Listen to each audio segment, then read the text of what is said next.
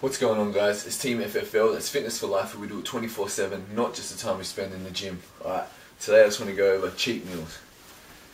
How, when, how much, how often, everything like that.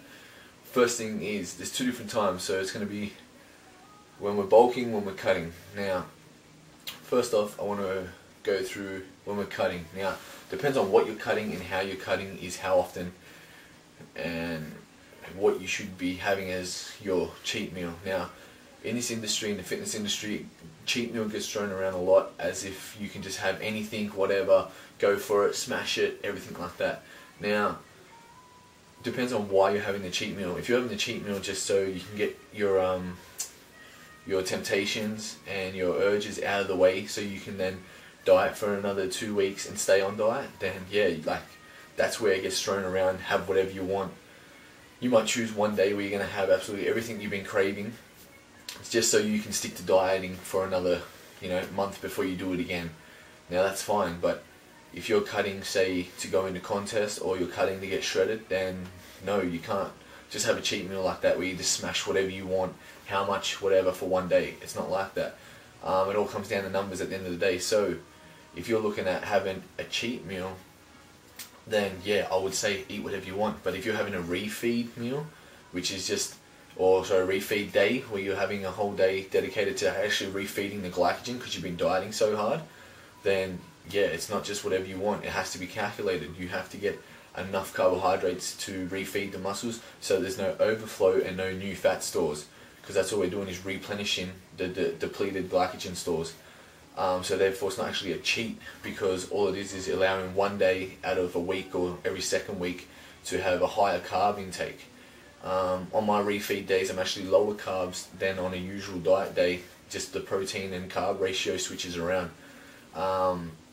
So that's it for dieting basically. If you're dieting to get shredded, then yeah, cheat meal's calculated, and it should only happen maybe once every second week, depending on your figure.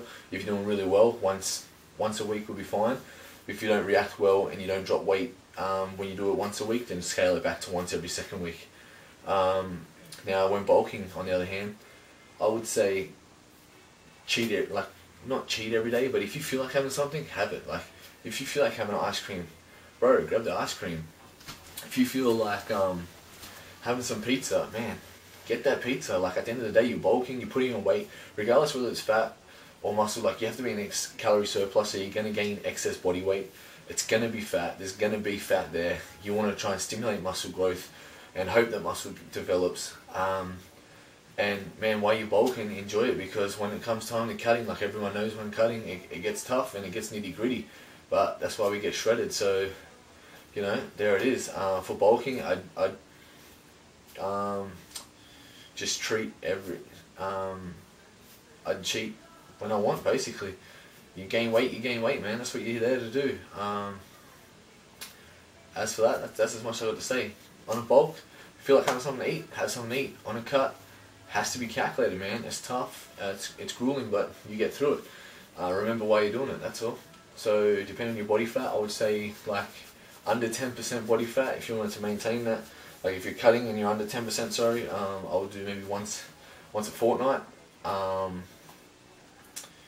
Or maybe once a week maximum.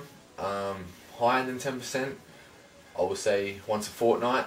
Higher than 15 to 20%, I say maybe once a month, a cheat meal, just to allow you to go another month for dieting, so you can get down in body fat. If you're higher than 30%, and hey man, I've been there. I've been like 40+% before. So I used to be extremely overweight, man, and it can be done. It took me roughly 8 months to get down into the single figure digits in body fat. So man, it can be done. Man, you diet hard enough, train your butt off, educate yourself on nutrition and training, man. It can be done.